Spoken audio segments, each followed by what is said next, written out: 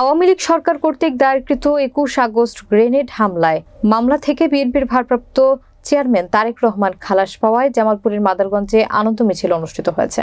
মাদারগঞ্জ প্রতিনিধির প্রতিবেদনে থাকছে বিস্তারিত। মঙ্গলবার বিকেলে মাদারগঞ্জ উপজেলার সিধুলী ইউনিয়ন বিএনপি অঙ্গ সহযোগী সংগঠনের যৌথ আয়োজনে শ্যামগঞ্জ কালীবাড়ি বাজারে আনন্দ মিছিল অনুষ্ঠিত হয়। উপজেলা বিএনপির যুগ্ম আহ্বায়ক ও সিধুলী ইউনিয়ন বিএনপির সভাপতি মিজানুর রহমান রতন আকন্দের নেতৃত্বে আনন্দ মিছিলটি ইউনিয়ন বিএনপি কার্যালয় থেকে শুরু হয়ে কালীবাড়ি বাজারের প্রধান সড়ক প্রদক্ষিণ করে আবারও একই স্থানে এসে শেষ হয়।